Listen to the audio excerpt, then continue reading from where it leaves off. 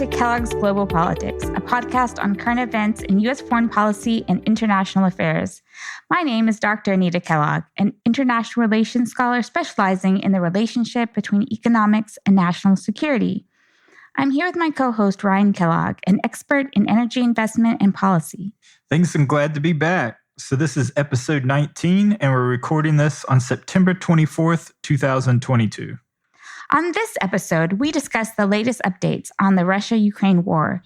In particular, Russia's mobilization of an additional 300,000 troops from a partial draft.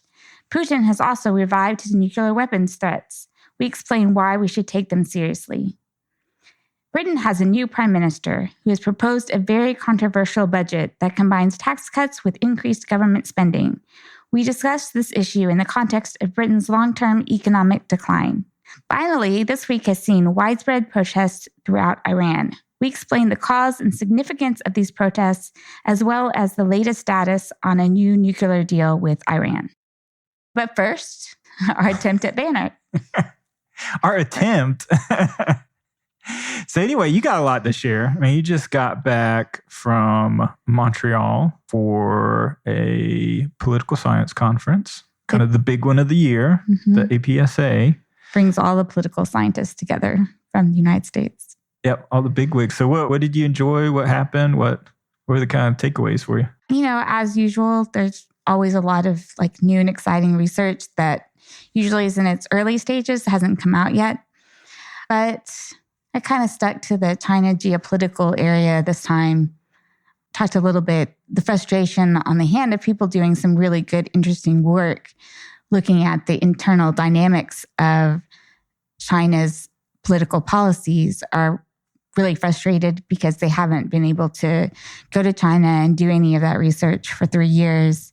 And the political climate doesn't seem promising even once COVID policies in China end, whenever that distant future is. So kind of the frustration on losing our ability to gain insight on how political decisions are being made in China, how business decisions are being made, and even the political up and downs of particular fortunes of politicians in China. So there's that. But I met a lot of interesting people who are doing different types of work, and a couple of them I hope will be on our podcast in the future. And then there was Montreal itself, which is beautiful. Really surprised by how dominant French is. You almost never hear anyone speaking English, certainly not any of the local Canadians there. I think there's less English in public there than there is in Paris, which of course is for tourism reasons, but you couldn't help but feel like in Quebec, French is really political.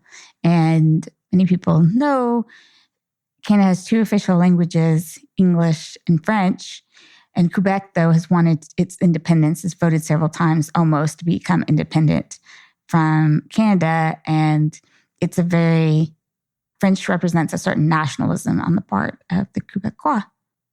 Mm-hmm. So it sounds like it was a great trip. I am a little disappointed. I had sent you a note. I mean, it sounded like, from an outsider's perspective, the most dramatic thing that went on during the conference, and that we actually covered in one of our back episodes, is the absolute roasting of Mersheimer.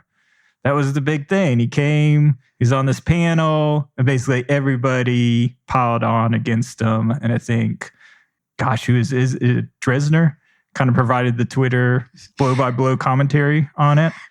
So yeah, I guess you didn't get involved. You were too wrapped up in all the things that you're busy with First this of all, drama. You have to understand, APSA is thousands, tens of thousands maybe. I can't remember the actual number, but it's a really high number, political science. So most of us could not be in that room. Now, I do kind of regret not just seeing where Mersheimer was on the ballot, on the sheet, and then going to see the controversy. I'm sure that was already a very crowded room. But I saw Dresner doing it in real time as well. That's the only... Okay. No one was talking about it in the circles I was in. I mean, it's not a surprise. Yeah. This is what entertains us or something. There's always these sort of events, usually with Mersheimer at the center. Okay. So this isn't his first time. I thought this was a real big comeuppance of, following the Ukraine and Oh, no. Oh, okay. This is just the annual tradition. I got the impression that it was surprised that the opening speaker was just like no holds barring, like just went after him. Oh, yeah. Yeah. So I feel like maybe the demeanor of that was slightly new, but certainly it's not new to have critiques of Mearsheimer to his face at an APSA conference. Okay. Well, I interpret it more as the kind of the cage match equivalent for a political science conference, and it would be the talk of the town. But it sounds like you guys are professionals and you're busy with other things. So it's a really big conference. I only wish that the rest of it was that entertaining sometimes, but it is kind of unfortunate, I think, that he gets as much attention as he does, though, because it's easy fodder and is not really at the heart of what people are doing in the research. So I guess research sounds boring, so he gets all the attention because it's easy to take shots at him. And he must love it. I mean, I'm sure, yeah.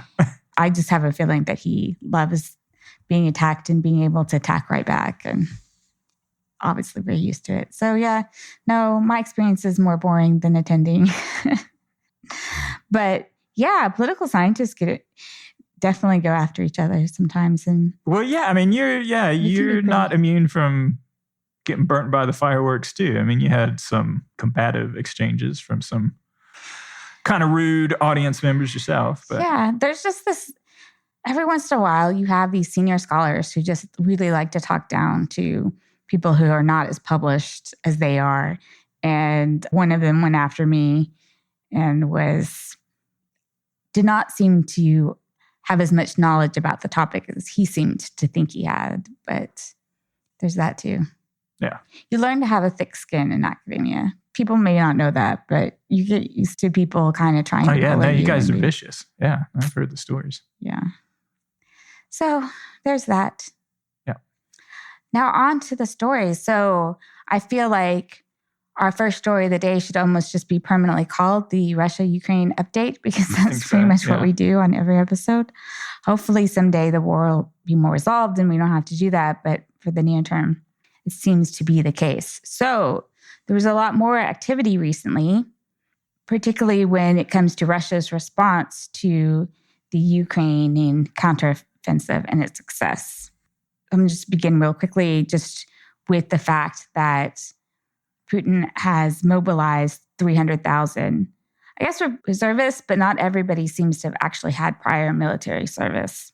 So it's definitely a concession of how bad things are going in Ukraine and causing a lot of political upheaval within the country with what is essentially a draft. You want to take it from here? Yeah, so just to provide context, I mean, in the last episode, we talked about, this was a kind of a pretty clever feint by the Ukraine military where, all the focus around the world was kind of on the south, on Kherson, on positioning themselves for Crimea.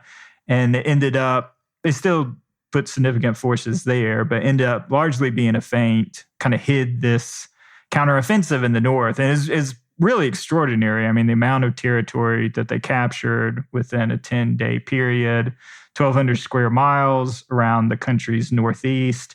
But essentially the shock of this and the fact that it really shattered the defensive lines of Russia, it really compromises their position in the Donbass region, led to this response by Putin. And I've even read, there was an article on there that, led some speculation that this was done after consultation with Xi to take kind of this different tack. But I don't think there's any kind of real substance behind that.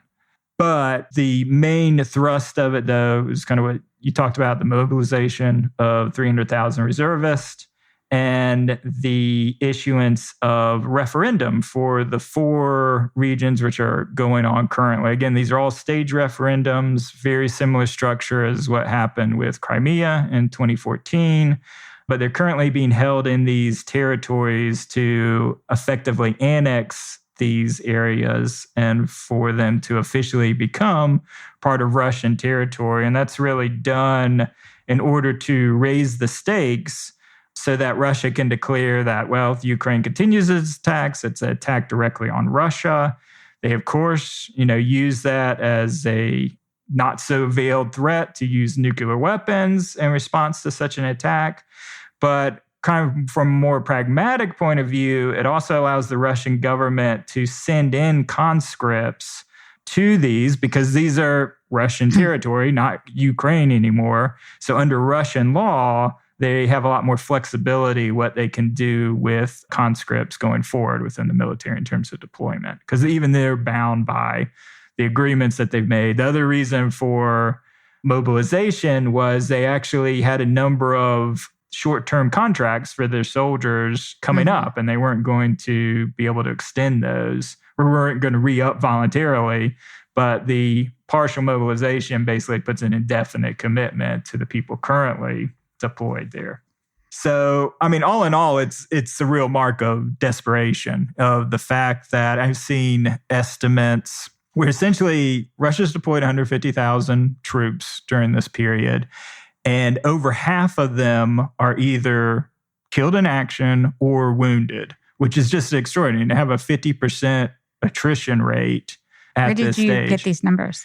These came from, I'll look it up, but these are from, I think, US and UK military analysts. Now, what the Russians have admitted to, they upped it from their initial estimate of saying 1,500 soldiers have been killed to 6,000. But obviously that doesn't gel with this need for mobilization, to this huge fall in manpower. But saying that half have been at least wounded seriously, yeah, I'm assuming, is pretty extraordinary. I would like to know where those numbers come from. But yeah, I mean, I think obviously there's, everything's kind of an estimate, but just judging by how quickly, those lines collapsed and this latest offensive just kind of points to that lack of manpower, lack of willingness to fight. But I think either way, it could be half of that. And that would be brutal, devastating losses for any sort of military. And obviously, triggered this need for mobilization. I think where a lot of people have been focused on is, back towards the end game, towards what's being signaled with the idea of annexing these territories and the nuclear threat being waved around. Before we get to that, I wanted to talk about some of what's going on inside of Russia with the draft to get these 300,000 people. Yep. So you've seen some protests within Russia. You've seen a lot of people fleeing the borders to avoid being drafted.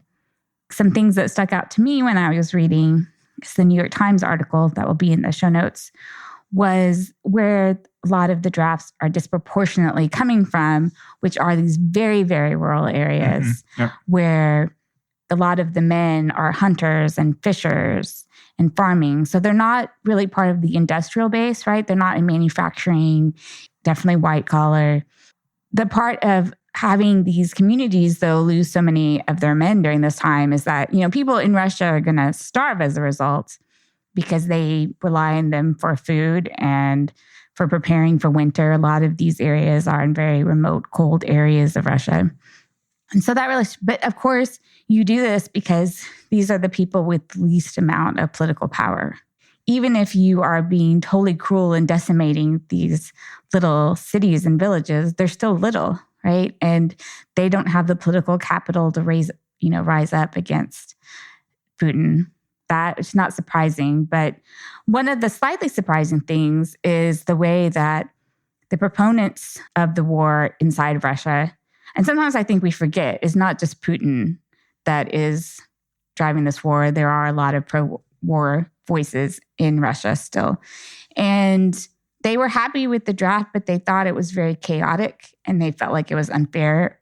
Instead of acting with proportionality, only selecting, a very small number of men from different villages and areas, that you were having these villages who were seeing half or more of all their 18 to 60-year-old men in the city being. Yeah, and I think it's a good point. And you saw the same thing shortly after the counteroffensive, even on Russian state TV, kind of in their equivalent to the Five, where you saw people that are fully on Russian propagandists, fully support the Putin regime, but very critical talk about the decision-making, the preparedness for the troops, just, all these sort of cracks being seen. For maybe, they allow it to occur to have some sort of pressure valve release amongst even his supporters to prevent any sort of consolidation around an opposition. But yeah, that's definitely stood out, the fact that you have full-on supporters kind of questioning this. And in another article, it goes counter to what, when they rolled it out, they said, okay, this is going to be proportional to the population. So right. Naturally, Moscow, St. Petersburg are going to have more affected, more reservists called up. But what you've seen, at least how it's been rolled out so far, is it's targeting these small, poorer rural areas. They don't have political power. I think the other interesting thing is the number of people that are excluded. Again, these are people that are relative elites, so students, people in critical, more powerful industries, IT, finance, media. They're all excluded from being called up as part of this. And in a practical sense, there hasn't been really people being called up in any white-collar job. So those are very specific ones that Putin said were exempted. But in general, you haven't seen really, at least it wasn't reported, that white-collar individuals' jobs were being called up. And like I said, even when it comes to other kind of blue-collar labor, right? If it's making widgets in a factory and stuff like that, so far you haven't seen that happen either. Right. So I just think that's interesting to note. It is logical, though, from like Putin's standpoint, because even though support in rural areas have been important to him, like I said, you're not going to see massive riots or protests, right? Yeah, exactly. And so if you're concerned with your own survival, I think that that's a very logical way to go about it. The other thing that really jumped out at me is that the way Western countries are reacting to the Russians who are trying to flee Russia. And it is not with open arms. Right. Yep. So Finland essentially is closing its border to Russians fleeing and won't accept Russian on tourist visas from any country, including other European countries. And I think it was Latvia that has talked about not granting asylum or refugee status to any of those fleeing. And this comes on top of like discussions already in the EU talk about trying to ban all Russian tourism. Mm-hmm. And I just thought that was interesting because some of the logic before, which I kind of disagree with, people were like, well, like we shouldn't let them still enjoy life if they're not going to remove Putin from office. And I think it's not like a democracy. They can't just vote him out. But that was sort of the logic people were talking about. And this, though, it's to Western countries' benefit if men are fleeing and not wanting to partake in the army. I don't understand why then we're saying we don't want these men to become part of Putin's army, the Russian army, but why then are we not giving them any place to stay? So that's how I feel about it. Yeah, no, I think fully supported. But yeah, let's move on to the last part of this, which has been a lot of focus around, people in kind of the U.S. security area and we've talked about before, again, coming up, are we sleepwalking into a nuclear war? So this is really driven by the fact that Putin made a basically unveiled threat saying, hey, continue along this path. These territories are now part of Russia. You attack us, then we'll potentially use tactical nuclear weapons in response.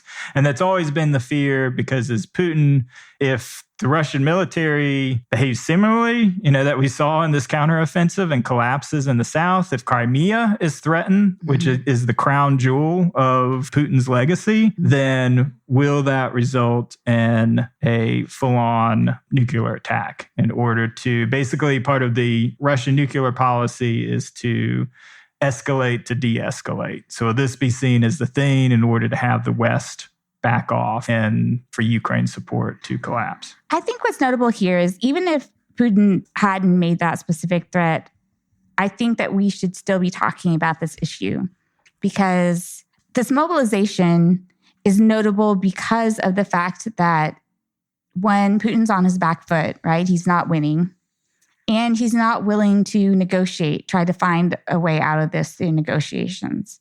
So he's like, here's my chips on the table. I'm going all in. I'm going to win this offensive. And I'm going to use everything that I can. So that's what makes it dangerous, because what happens, yes, if they aren't winning and if the losses seem to be mounting up, it's hard to see how Putin remains political power. And nuclear weapons, like that's the very last attempts to maintain power and win. And I mean, it's the most logical reason why somebody would use nuclear weapons. And what's significant here is there's been so much discussion. We don't want to get into a nuclear war if we get directly involved in the conflict, because Putin uses, a tactical nuclear weapon. These are weapons that are smaller, so they don't cause the kind of damage that we saw in Hiroshima, but are more localized. But okay, so does the U.S. want to get in the war then? And does that lead to a larger nuclear war? But one of the things that Biden has been emphasizing, and is certainly something that arms control and nuclear experts is breaking that taboo of first use of a nuclear weapon, no matter how small it is likely to have horrible consequences on the whole going forward future of conflict and nuclear weapons. Yeah, definitely. And I think it's kind of landing on, well, what should that response be? I know the U.S., it's been reported, I think, by the Washington Post, that over the last month, the U.S. and its back channels to Russia have been signaling in a kind of vague way, that there'd be severe consequences of any use of nuclear weapons. But it was interesting because the Atlantic Council put out a much more explicit sort of strategy and recommendation on the different options that the U.S. could take. And ultimately, I think what it landed on, it varied from essentially a conventional strike targeting specifically the units that launched the nuclear weapon, which would be kind of the weakest response. The response that they landed on was more official U.S. NATO involvement directly in the war on a conventional level. And then the most severe response, obviously, is the retaliatory strike, but then landing on what would be an appropriate target within Russia that wouldn't lead to an escalatory situation and the nightmare post-apocalypse. The last one, I think, should not be. Yeah, and they didn't. They thought it should be like a mix of that. And also, essentially, the idea would be then it would be much more likely that you could ramp up the sanctions to a global level, that India and China would turn against Russia at that point. Yeah. I mean, I think there is more possibility of that. I don't know that the sanctions, as in economically harming the economy, really matter as much as to Putin, as much as the perception of loss. I think the optimistic thing, though, is there are also reports of secret talks between the United States and Russia about this nuclear issue. Mm-hmm. And so I think we have every reason to believe that the U.S. has settled on something specific. We certainly hope it has, like a specific response telling Russia, this is what we are going to do if you do this. Yeah. We need a very clear signal. I don't know why we don't necessarily make that public, but there can always be lots of different reasons why you have your diplomacy more secret instead of public declarations, particularly on something as sensitive. But I think a lot of people want this reassurance that the U.S. has decided on a particular action and that Russia knows that that would be the reaction.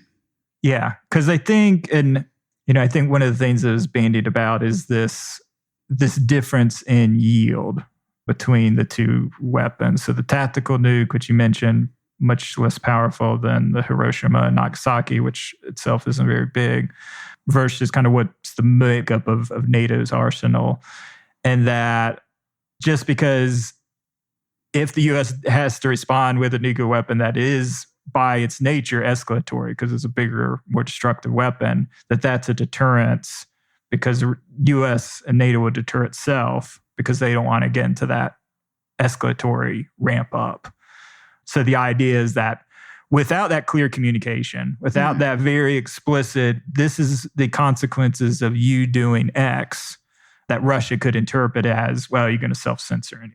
So this is a viable path to go forward with this lower yield. weapon targeted for, specifically on Ukrainian forces or Ukrainian city. Yes, I guess you could think that. Although I was reading something that was saying that it's false that the U.S. and NATO don't have smaller nuclear weapons. Yeah, and I think they do. Yeah, and that was the other that contradicts. It's they have much fewer of them, but they still have like 100 of these tactical nuclear weapons. Right. So that was sort of it's a little bit of a kind of contradiction in some of these takes on there. But. Right. I mean, not everybody who has a take has the knowledge. I mean, there's a lot of people who are just, who are experts in something, but suddenly have become experts on Russia and China, even though they're not necessarily familiar. Hey, man, maybe they were around Mar-a-Lago and just in the basement or reading through it. I mean, they could be experts on nuclear weapons. Seriously, could have been there for real, considering that some of the papers were about other countries' nuclear capabilities. So, yeah, that would... Yeah, you're just chilling there, eating a Big Mac with Trump. I mean... However, the Washington people would rather speak without knowledge than pay the huge membership fee at Mar-a-Lago. That's true. What is that, 100,000? Yeah, but that's... 200,000 now. I knew. Yeah, it went up. Yeah, but that's what's kind of crazy, because anyone from any country can pay that fee and could have found those papers. Oh, yeah. Yeah. It's just... horrifying. But I think the U.S. takes this seriously. I think a lot of people speak from a position of not having direct knowledge of how the U.S. is talking about it and going about it. We're just speculating with less knowledge than Russia has. But it's still something that it's important for people to see. This is a real threat. It does have to be taken seriously. And unfortunately, that seems to be the case. Yep, exactly. So on to our next topic. While most people have been focusing on the Queen Elizabeth's death, there's been a lot going on with a new prime minister and very recently released a new budget that has stirred up a lot of controversy. So why don't you take over, Ryan? Yeah, so we wanted to do a feature on this just because the UK is obviously going through a rough time on top of a series of other rough times, because frankly, the last 10, 15 years, they've been on a downward trend compared to the Blair and Gordon Brown or even early David Cameron years. They've lagged behind in terms of productivity, even relative to France, their former mortal enemy, and Germany. And then lately on economic growth. I guess you have to say that Brexit, some of the frustrations that led to Brexit came out of this, but it's only sped up the economic problems. Yeah, no, definitely. I mean, definitely this dissatisfaction, falling behind the continental peers, and then essentially blaming, the EU and its oppressive regulatory structure and all the things, holding back British greatness and being able to, reclaim the glory, the freewheeling trading empire of yore, and all the lies that basically were told around Brexit, including, all the threats against the NHS that the EU, so their beloved national healthcare program. So all of this culminated in, David Cameron making the now famously strategic blunder of offering up for popular referendum, the Brexit vote, and then every crank and far-right nutball who would later become, kind of a precursor to the Trumpian movement, led to this very populist-driven, low voter turnout, and narrow approval of exiting the European Union. All of this took a long time to execute and basically have fractured at least two conservative governments. Now, during this whole time, the Tories have been in power, but they've gone through now 4 prime ministers during the last 10, 12 years. And they were eventually able to exit, but the place that the UK is in, following Brexit, following already before that, the general decline in productivity and growth following COVID, and now on top of it, the impacts of the Russia-Ukraine war and the inflationary spiral, particularly around energy that's happening.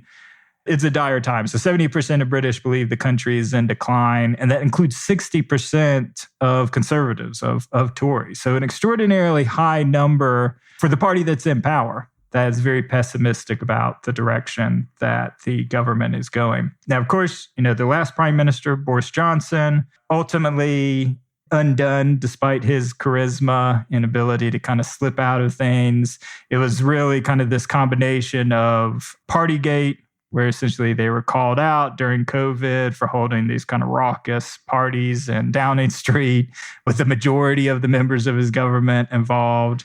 And this was going on while he was having, strict mask policies. And Yeah. It was like Gavin Newsom's experience at the French restaurant, but on steroids.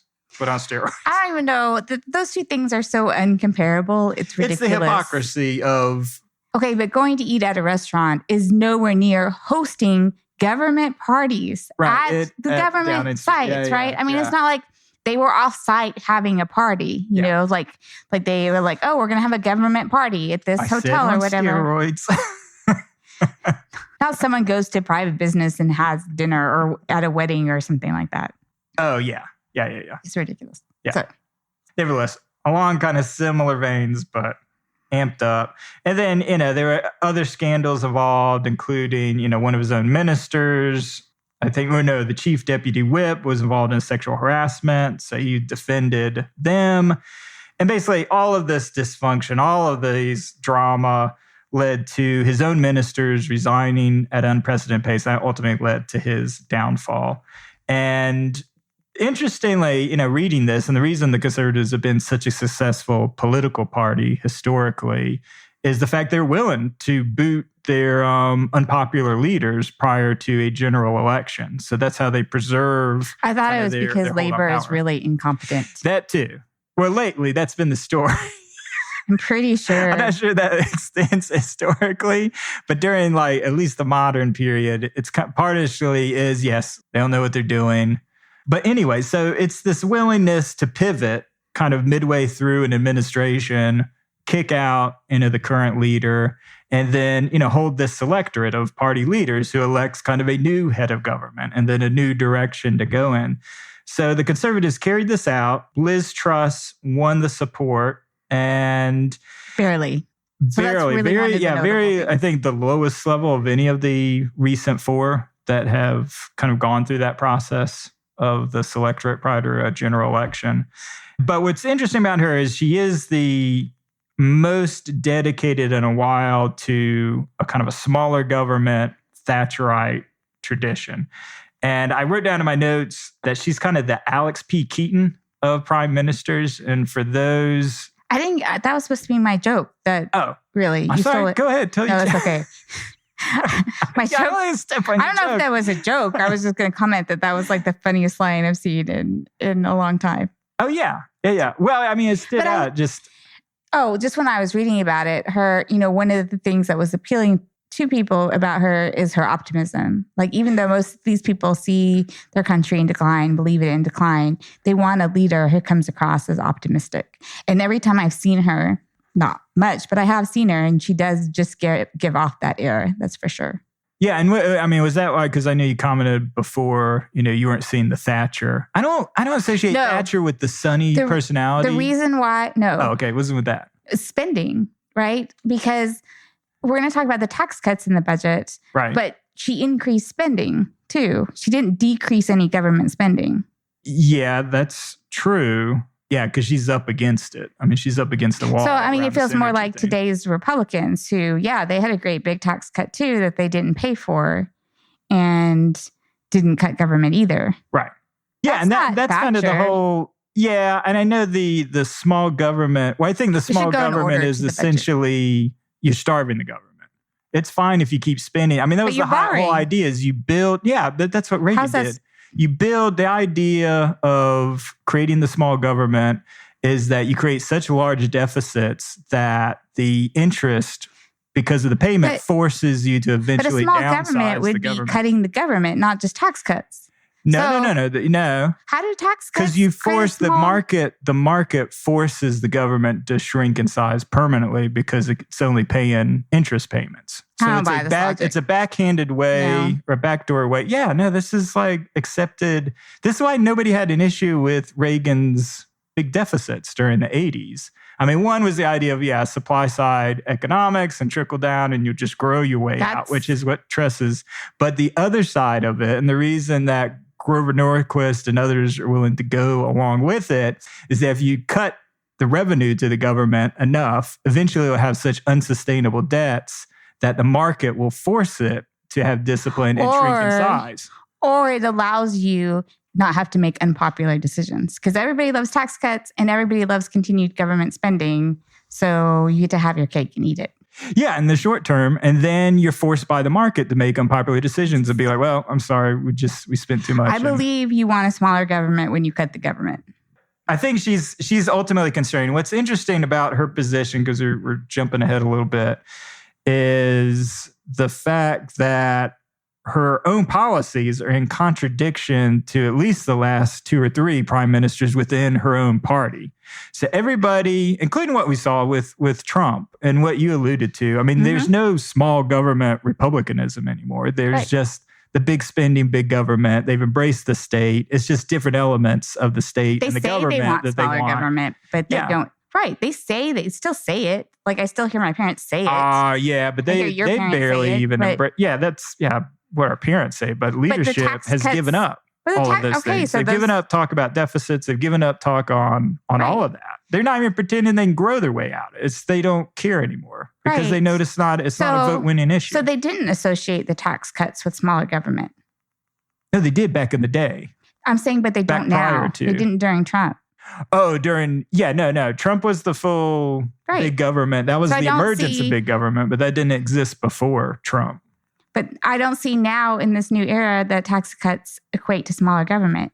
No, this is retro. This is going back to Reagan and to Thatcher. Well, not Thatcher, but it goes back to Reagan. I mean, I think that's why it's used to describe them in different ways. But the policy has moved on past then. Yeah, exactly. And that's why the markets reacted the way that they did. So we have to talk about the budget. Do you want to go straight to that, or do you want to?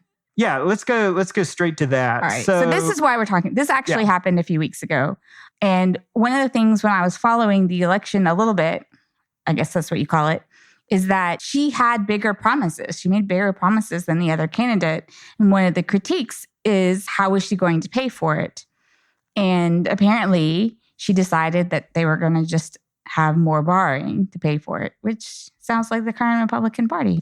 Well, the idea in theory along supply side is that by cutting taxes, you're going to unleash all the animal spirits of the free market and of growth. That's why they target in particular. So how the budget breaks down is first there's the basically political necessity. You're spending $65 billion over the next 6 months to protect consumers from high energy bills. So it's increased spending. Increased spending, boom, you're doing that. But that's the temporary measure. But then the permanent measures are, okay, for the middle class, the average, Joe Schmo working in the UK, they get a 1% tax cut. So income tax goes from 20% to 19%. But for the big earners, the people working in the city in finance, tax cut from 45% to 40%. I assume this is all like graduated marginal taxes like the US system. I don't know that for a fact. And then they also ended the cap on banker bonuses. I don't know why the government's exactly involved in this in the first place, but I can see why a free marketer would want to remove any sort of caps. And I get also the driver. The city, so their Wall Street, has been bleeding out jobs since Brexit. They've been losing jobs to the continent because they're not tied to the EU. Right. So can you keep more of those offices if you don't constrain the bonuses? Not when it's no longer makes sense to be the global financial capital. I mean, we've been saying this before Brexit.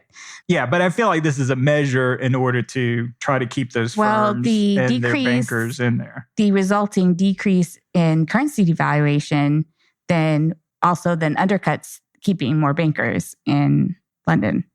Well, certainly not getting paid in pounds. Yeah, you're right. They're definitely taking pay cuts if they travel abroad and go outside, let alone, any imports. I think it seriously undercuts any of that.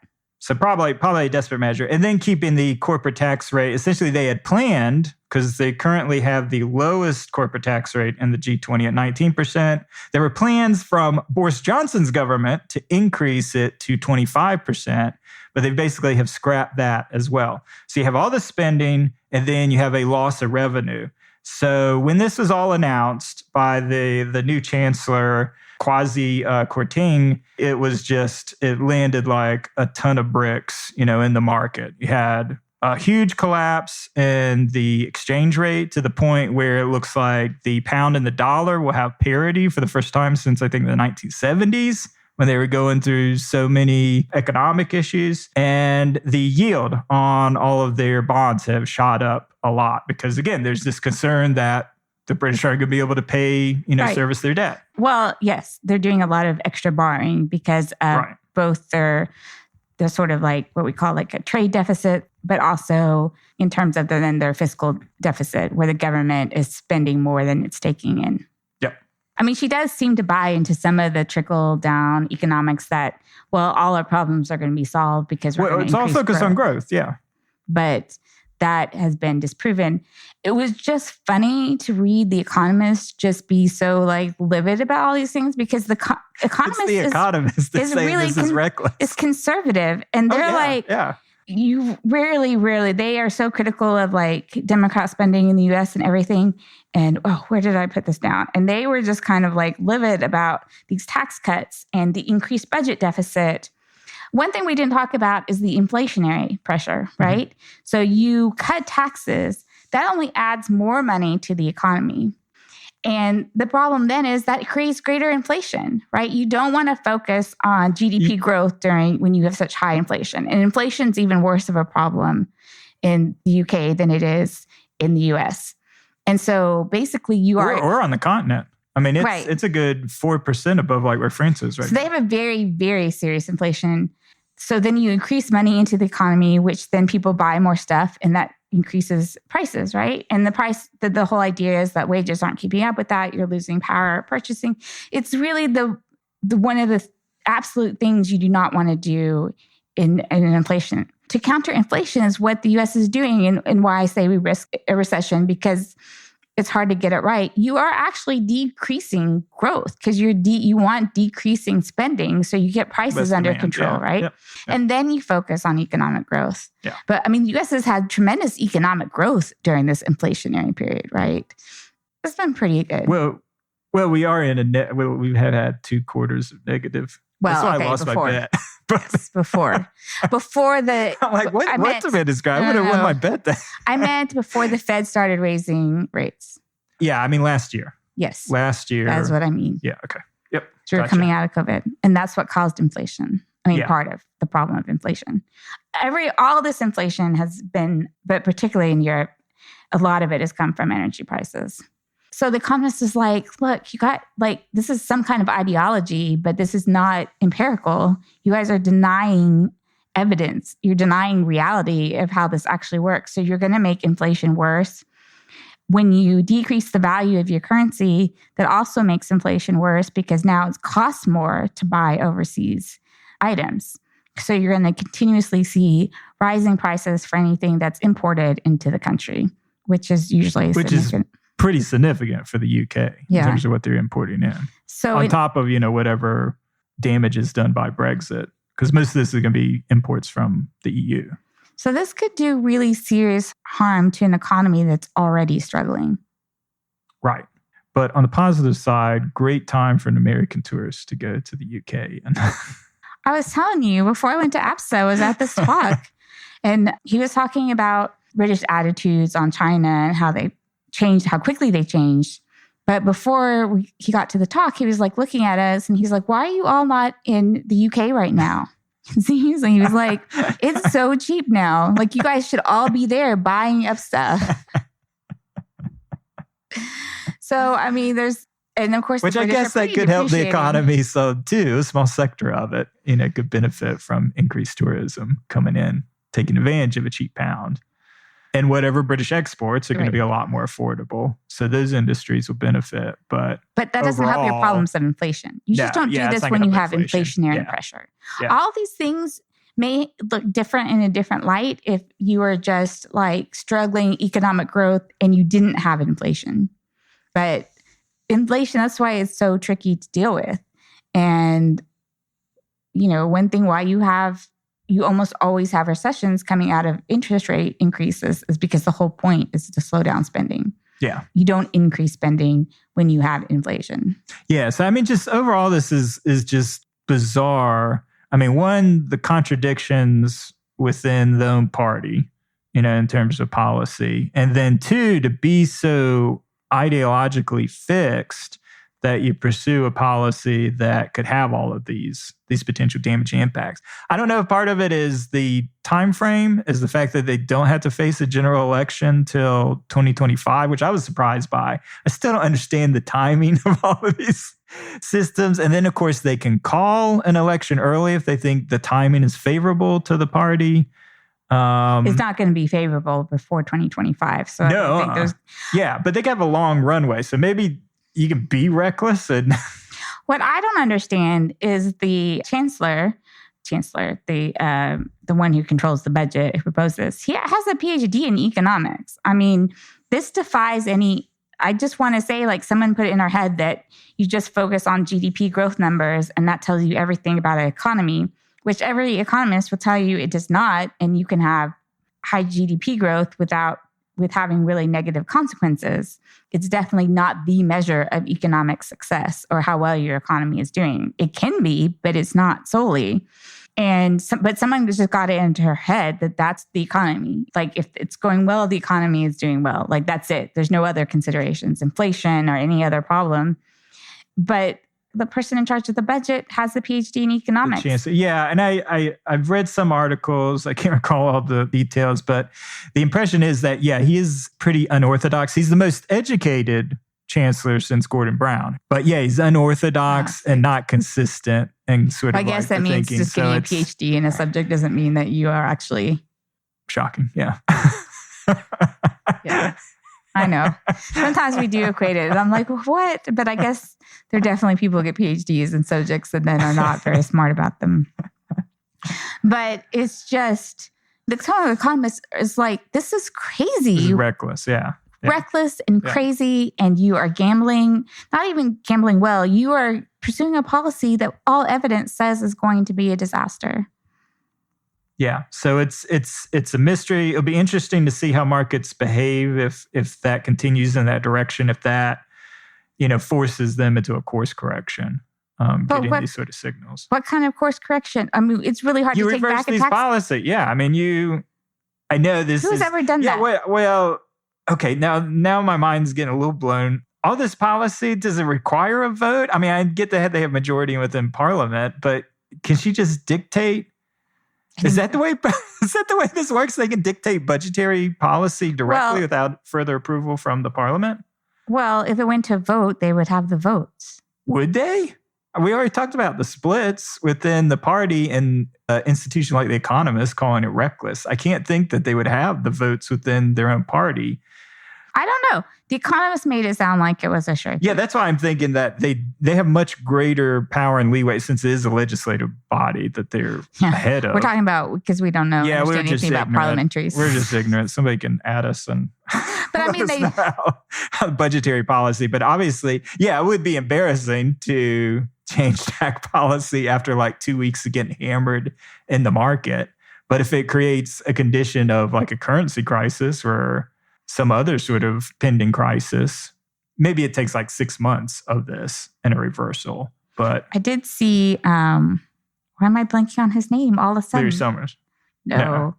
Although Larry Summers did come out and basically said the UK is like a developing country. That was a stupid article. I think Larry Summers just says things to get attention because he just said that statement. He's on top of the world Paul now Krugman. because he called inflation. So Paul Krugman was tweeting about he didn't see how this could possibly lead to a currency crisis. And then he went in detail and explained it. But okay, no, that's interesting. Yeah, so he thought that was a mistake. That's less likely. Yeah, so the whole... the UK is going to need to get bailed out by the IMF. Right. Not going to happen. So that was ridiculous. So I would not worry about it to that extent, but it will create I mean, I would expect that you'd see an increase in the inflation rate and other perpetuating. Yeah, so I've just never heard of a government, not up to the technical details. I'll have to look this up now because now I'm curious, but I don't know of a government that's reversed its own policies. Yeah. I mean, the same party reversing its own policy, which is so... I mean, they would have to vote. I think to reverse these, she would have to... lose power. Mm-hmm. Yeah. I mean, because, yes. So it could happen the way that things have been going. It could happen. It could. But it seems, yeah. So I guess we'll see. We'll keep it updated. They have a long runway to January 2025. So. Yes. Well, as fascinating as that is, we're going to go on to our final topic, which is the protests that have broken out all around Iran. These are the most significant protests, at least since 2019, although some have said since 2009. They've been very widespread. They erupted after a 22-year-old woman was found dead in the custody of the morality police. And she had been arrested because she was showing some hair, violating the full wearing proper of the hijab mandate that Iran has. I think, and they're not unique, have this police that go around, and if the hijab is the most controversial in Iran, but your skirt length and things like that. And they police like alcohol usage and other things that go against Islamic law. And I remember reading a memoir like 20 years ago, and I mean, it's well known, I think, that the morality police can be very abusive. And so anyway, her death sparked all this outrage and has led to these larger protests. Of course, the kindling has been there for many different reasons. So one, I think, the context to this that I hadn't known previously is that during the previous president, the more moderate Rouhani, he'd actually discouraged the morality piece from enforcing the rules on the hijab. So it's always been sort of a popular act among young people to show a little bit of hair, right? That's sort of a little rebellion that young people tend to. In fact, one of the notable things as protest, as many are across the world, being led by Generation Z and this is definitely by the young people, led by young people, young women. So the current president has taken a much more hardline position. He owes his position directly to the Ayatollah Khamenei. But this was interesting when I read it, is that he seems to understand about the discontent that this would create and had in the election process suggested he would end patrolling women's attire. So it's kind of interesting that he ended up taking a more hardline position. And then this was kind of just echoed by the complaints over the years, the corruption in government, the mismanagement of the economy, which of course is being hit really hard by US sanctions, inept handling of COVID, and widespread political repression. But I think there's a lot to talk about here, but one really important aspect of this is that it's not primarily about religion. So it might sound like it is. It might sound like, oh, this is rebelling against the interpretation of Islam. But in fact, even people who strongly support the strict interpretation of Islam do not, in majority, support this type of mandatory hijab wearing. So it's not even really about the religious discourse. It's about the politics over and control over women's bodies. And you see this sort of then resonate with other people in the country who feel oppressed by the government, right? But on Twitter, which I just browse every once in a while, but it was just interesting to see this discussion and how it was linked to the politics in the United States about the abortion ban. And again, so there's this stupid debate, I always think. Sometimes I do admit that people go over the top on political correctness, or I refuse to call it woke. I just hate that term so much. I refuse. But for some reason, there was some controversy about white women supporting the protests in Iran, but counter argument to them was that they were complicit in allowing these abortion bans, the government to control women's bodies in this way. I don't know how those are mutually exclusive things, but somehow, I don't know, that was just a discourse that I saw some. But people were also talking about it in the context of women fighting to wear the hijab in France. So I just think and the French politics are very confusing because you can't wear like a Catholic cross in public. But it is understandable why people feel something that's core of their identity. Anyway, it's a complicated battle in France, but just the politics of control over women, and it's kind of a scary type of control, right? When you allow the government to have a say in what you wear and how you wear it, and or your medical condition, right? People being afraid to abort babies when the woman's life is endangered, but she's not at risk of death, and doctors not knowing how that interpretation will fall. So I think it should continue to prompt this conversation. Of course, that's already going on, but it's certainly definitely related to that discourse. One thing I thought was interesting is there was like a lot of coverage in the papers about it, but when I went to look at my podcast to see any of the international news on it outside of U.S. perspective, I didn't find anything, hardly. I found a brief story in the Global News podcast, which is similar to the BBC. It's a British. There really was not a lot of discussion about this. And I found that just kind of curious. Yeah, I mean, I think it's probably people are waiting to see, is this a real movement? And I think everything that you said, another thing that stood out was, I mean, this woman, 22-year-old woman, she was from ethnic minority. She's Kurdish. And Kurds have always been framed by the Iranian government, as they are in the Iraqi government and Syrian government, as, these rebellious rabble-rousers that can't be trusted.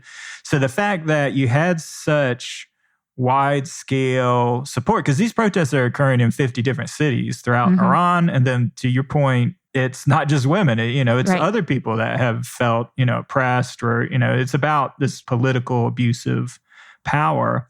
So I don't know that this lack of coverage is either because there's a lot of things going on in the world, or if we're just so beat down since the Arab Spring that that's what I think. That's what I wrote down. The Arab Spring effect, or and then didn't say it. A part of me thinks that we've seen, that we're just these things squashed. The Arab Spring had no positive outcome in the long term. Yeah. The last government that had turned democratic now has an authoritarian. So I think there's that. I think there is a sense, these protests never go anywhere. Right. And so I think there's some debate over how significant, but I do think they tell us a lot about what is going on in Iranian society and the kind of turmoil that they're at to the current president. I think he's only been in term for a couple of years, and his power base being the Ayatollah being very ill, so they're going to be replaced soon, and the politics of who is going to replace him. Right. Of course, Rossi, I don't know how to say his name, is one candidate, and I forget the other candidate, but I think his last name is also Khamenei. So there's a lot of politics at play.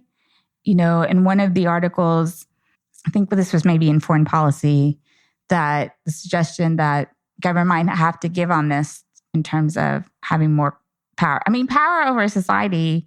Iran has definitely had a lot more crackdowns since 2019, and that's part of leading to oppression, the sense of oppression that people are rebelling against. Considering that this is a type of policy that has varying degrees of enforcement since 1979 when it went into effect, that it might be something good for the government to give in on. Doing so in a way that saves face is pretty easy, because then you just have to de-emphasize enforcement of it. Right. But the thing is, if you want to succeed the Ayatollah, maybe this is not the best moment in being lax on the morality police. Yeah. And it certainly hasn't been the direction they've gone. I mean, I think, 36 people are dead, because of the government backlash. And I know they've put up, they brought in people, more conservatives from the countryside and rural areas as counter-protesters. But also the fact is that you're seeing these in more rural areas, right? So because it is widespread. It's not just cities, Tehran. And, and part of the understanding from what I've read in books and such, that a lot of, especially the more elite class before 1979, were very secular, right? And so in some sense, the tension over the hijab is certainly something that's been present in society since it was mandated to be wearing it. Right. And that's why it's also been a symbol of rebellion for young women and such. There's obviously a lot of, so it's the rural areas that were more religious and that have been the power base and the support of the religious elites in the country. So I think there's just a lot of fact that even the very religious people do not approve of the morality police being so strict is telling. But while we talk about that, it seems natural to talk about the Iran nuclear deal or the lack of it. And this has kept popping up on the radar. I will see occasionally I follow all these arms control people and stuff that, we're very, very close to a deal. And then it never happens. And then I see tweets like, the window is closed for a deal, the consequences of which seem really bad. But it's worth asking, and something that we've alluded to, what is the current state of a deal? And apparently, this is topical now because Iran on Thursday said it saw no point in reviving the 2015 nuclear pact without guarantees for two things: that the U.S. would not withdraw again, and that the UN inspectors closed probes Tehran's atomic program on some unexplained traces of uranium found at 3 undeclared sites in Iran. That's been going on for years. So the problem is Biden has no authority and cannot possibly say that the next president will uphold the terms of any agreement. Right. It's also pretty ridiculous to say that, one, the U.S. doesn't, or Europe doesn't control the IAEA, which is a UN program, but also they're not going to say, stop this investigation. So they're asking, these final 2 points are things that there's really no way of satisfying. Mm-hmm. So that's why Europe and Biden have said, really, the ball is in Tehran's court, because they're the only ones, who can make this final decision. The problem has always been, and everyone's always known in trying to negotiate this, is that there's never going to be a way to guarantee. I mean, it hurts U.S. credibility, not just on a nuclear deal, but on a whole range of, any agreement that the U.S. tries to secure in the future. The thing I thought was interesting is this is more of a political agreement or understanding, and it's not a binding treaty, international treaty. And so that's what, if you broke a treaty like that, then that would be a violation of international law. So that's how people like Trump got away with just breaking the 2015. And correct me if I'm wrong, wouldn't a treaty require Senate approval? Yeah. Also? Okay, yeah. This is also why it's not a treaty. Right, yeah. Trump, when he left the 2015 agreement, his idea was that maximum economic pressure would collapse the nuclear regime, the ability to be able to progress it. Mm-hmm. But instead, Iran did the opposite and rapidly progressed its program and increasing the knowledge it has of building nuclear weapons. It's going to this process where they need much less enrichment material, which makes it faster. And as well as they have increased their stockpiles of uranium enrichment and other aspects that were postponed that would have held back Iran's program for at least 15 years. So now when you try to have an agreement, you already have that as the present situation, where they are much more advanced than they were in 2015. And you can't really turn back the clock on that. I thought it was interesting that this article, and this was Foreign Policy, and I didn't see a source for it, but it was saying by the end of 2022, Iran would be a de facto threshold nuclear state, meaning that it would have the key ingredients and the technology to make a nuclear weapon without confirming that it has indeed made a nuclear weapon. So it's not the greatest deal. It's slightly worse than the one in 2015. So why should anyone support it? Because it goes back to the opposite is always the worst, right? The opposite is that you have Iran with nuclear weapons. And why do you want a bad actor already having nuclear weapons? But I love this statement because this really captures my feelings. Is that this was in the Foreign Policy article. It is, at its very best, an instrumental set of arrangements, perhaps analogous to an arms control accord, to constrain Iran's nuclear program in order to both prevent an Israel-Iran confrontation that would trigger a regional war and make the U.S. military strike against Iran unnecessary. So basically, we're trying to avoid a war between Israel and Iran, which would make the U.S. a party to. Right. Yeah. So that's what it's always come down to. We are trying to do this. If any agreement can prevent that from happening, then you have to pursue that agreement. Right. So that's why it's important. But without being able to guarantee any changes, I don't know the likelihood of that coming to fruition, which means sometime down the line, probably in the next 5 years, there's a very high likelihood of a military confrontation. Yes, which is because nobody's terrifying. going to settle for them being a nuclear power. Right. That's unacceptable to Well, the whole thing is, yes, they become a nuclear Israel, power. probably the Gulf allies, and the United States. Well, basically, yes. So Israel and Iran, we've just talked about all the reasons why Israel will not tolerate it. And then if Israel won't tolerate it, then the United States definitely gets involved. Right. And you have this incredibly scary, destabilizing war. Everyone is still praying that somehow, that somehow this deal works out, that eventually we can get to a deal, even if it's only by some sort of miracle. Because it's too scary to think about the alternative. Yeah. Yeah. I mean, surely Iran sees that unless they really think that they can continue the program or get enough of a stockpile to before a military strike on them. But surely it's better in the regime's interest to go along this path, get economic relief in some way. Right, but if it's not temporary.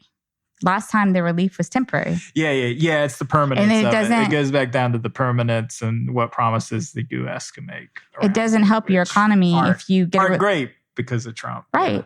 Yeah. So if now they're promising you, you have a relief of sanctions for at least 2 years. That's not a really long-term solution. Yeah, that's not going to really substantially help your. That's a good point. And this idea is that they already have enough material and they have the know-how. It's just that they haven't actually made a weapon. Yeah, I mean, they have to go through the process of testing it too. I mean, that's the arrival stage. It's that they've successfully tested a nuclear weapon. But it's not so much that Israel can prevent them from having either the knowledge or the material to make a bomb at this point. I mean, I think the idea would be to wipe out existing stockpiles of the material. I mean, that's what you're targeting in these facilities. Right.